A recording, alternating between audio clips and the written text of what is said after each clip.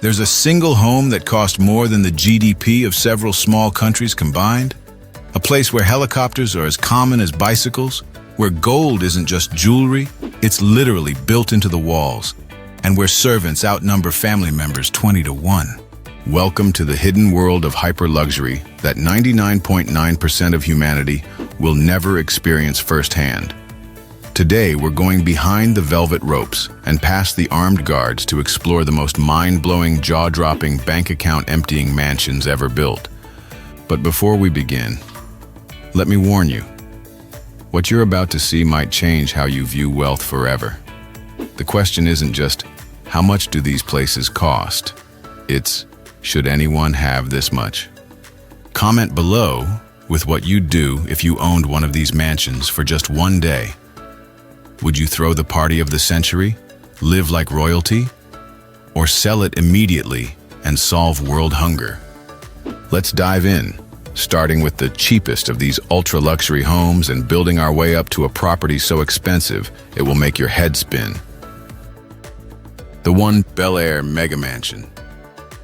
Imagine spending 10 years and hundreds of millions of dollars building your dream home, only to lose it all before you ever spend a single night there. That's exactly what happened with The One, a 105,000 square foot mega mansion perched on a 5-acre promontory in Bel Air, Los Angeles. Developer Niall Niami set out to create the most expensive private residence in America with an asking price of $500 million. Let that sink in. $500 million. What does a $500 million home include? Try 42 bathrooms, 21 bedrooms, a 30-car garage with 2 auto turntables, 5 swimming pools, a 10,000-bottle wine cellar, a nightclub, a bowling alley, a movie theater, a philanthropy wing for charity galas, and, my personal favorite, a moat that surrounds the entire property. Yes, a moat, like a medieval castle but with better Wi-Fi. But here's the twist that nobody saw coming. After years of construction delays, cost overruns, and changing market conditions, Niami defaulted on more than $165 million in loans. The property was placed into receivership and eventually sold at auction for just $141 million in March 2022, less than 30% of its originally planned asking price. The buyer? Fashion mogul Richard Sagian, CEO of fast fashion company Fashion Nova, who essentially got a $500 million mansion for 70% off, possibly the biggest real estate discount in history. But what most people don't realize about The One is this hidden truth.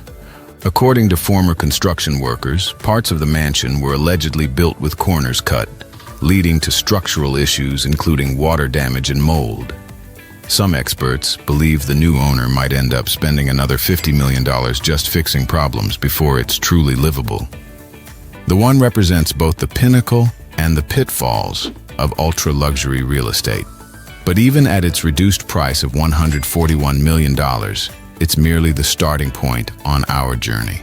Our next property has stood the test of time and carries a curse that has followed its owners for generations.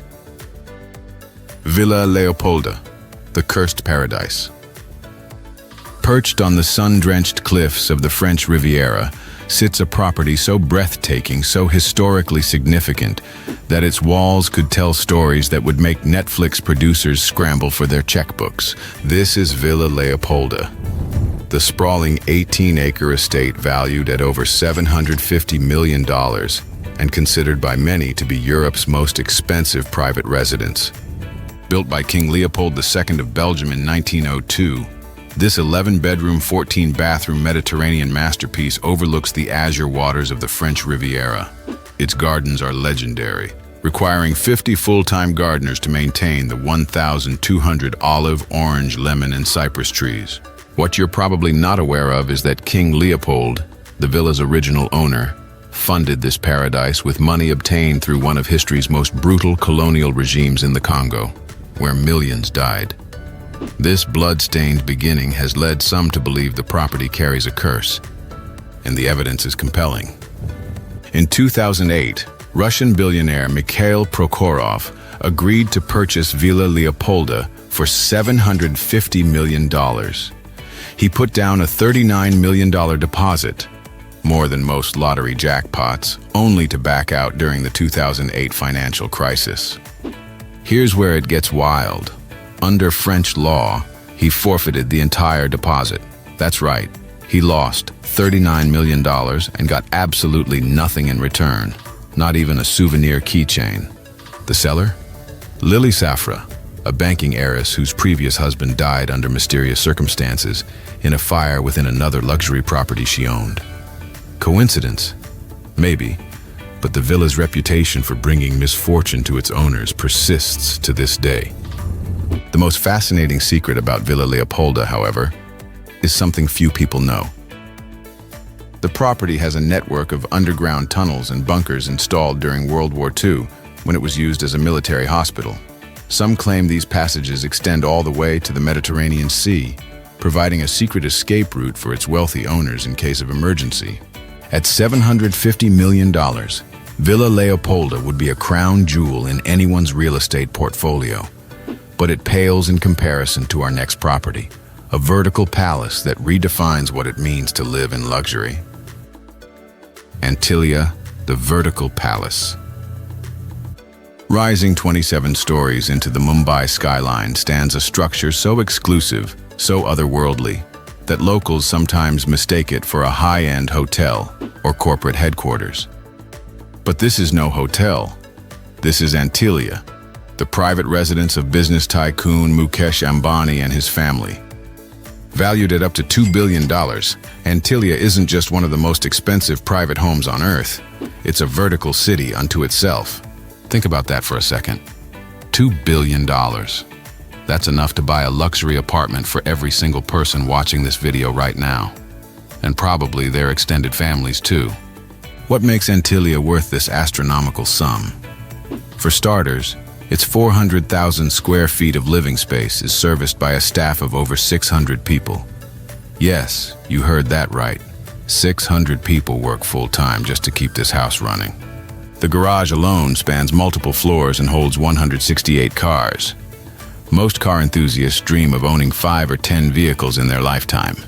Ambani has space for a collection that could fill a small dealership. But here's where things get truly insane. Antilia has 3 helipads on its roof. 3, because apparently one helicopter landing pad just wasn't enough. Inside, every floor is designed with different materials, different themes, and different purposes. There's an entire floor dedicated to car maintenance, another just for a private theater that seats 50 people, and yet another housing an ice cream parlor. And while most of us consider a home gym to be a luxury, Antilia features an entire health level with multiple swimming pools, a yoga studio, and fitness centers equipped better than most 5-star hotels. But here's what most people don't know about Antilia. Despite its astronomical cost and jaw-dropping amenities, the Ambani family reportedly didn't even live in the mansion for years after its completion. Why would someone build a $2 billion home only to leave it empty? Some say it was because of Vastu Shastra, ancient Indian architectural principles similar to feng shui, while others point to security concerns. The truth? Only the Ambanis know for sure, and they're not telling. $2 billion would be enough to make Antilia the most expensive private residence in the world, if it weren't for our next property, a place so grand, so historic, and so valuable that it makes even Antilia look modest in comparison.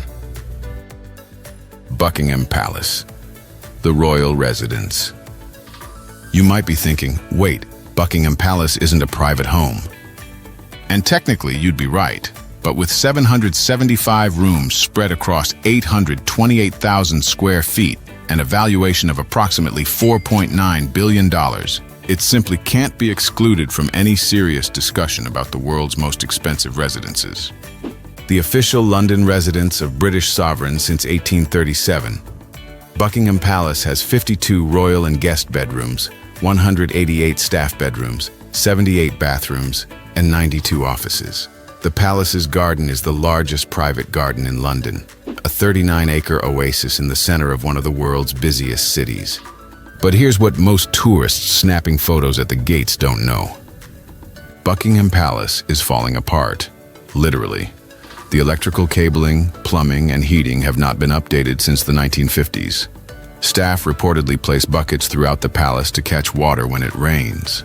A 10-year renovation program estimated to cost £369 million, about $460 million, is currently underway.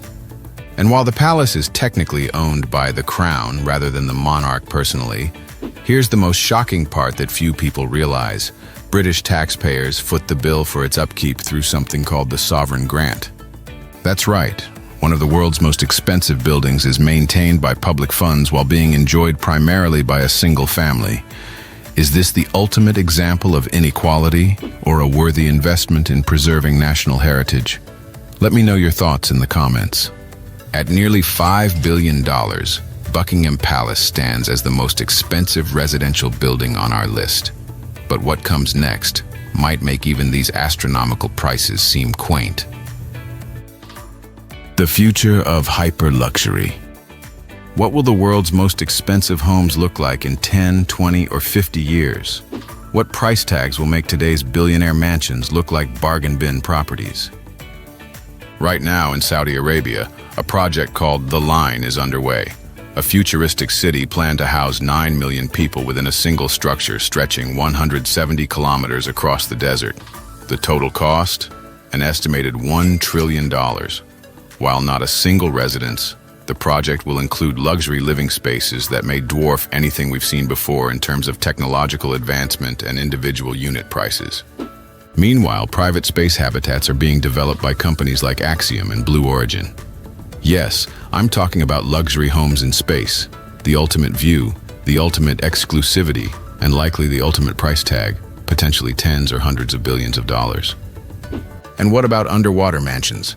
Projects like the Floating Seahorse in Dubai already offer underwater rooms. It's only a matter of time before a billionaire commissions an entirely submerged residence with an asking price that could make Antillia seem affordable by comparison. But as these hyper-luxury dwellings push the boundaries of what's possible, they also force us to confront uncomfortable questions. In a world where homelessness affects millions and affordable housing is increasingly scarce, what does it mean that individuals can own multi-billion-dollar homes? Is there a moral ceiling to residential luxury? We've journeyed through the world's most expensive and exclusive homes, from the $141 million bargain of the One to the historic $4.9 billion opulence of Buckingham Palace. We've uncovered their secrets, their scandals, and their shocking price tags. But here's my final thought. These billion-dollar mansions aren't just buildings. They're monuments to human ambition, creativity, and yes, perhaps excess. They represent both the incredible heights of what we can achieve and the questionable priorities of a world with limited resources. So I'll leave you with this question. If you had unlimited wealth, would you build a place like the ones we've seen today? Or would you do something else entirely? Let me know in the comments below. And if you enjoyed this journey into the world of extreme luxury, hit that like button, subscribe for more eye-opening content, and share this video with someone who needs their mind blown today.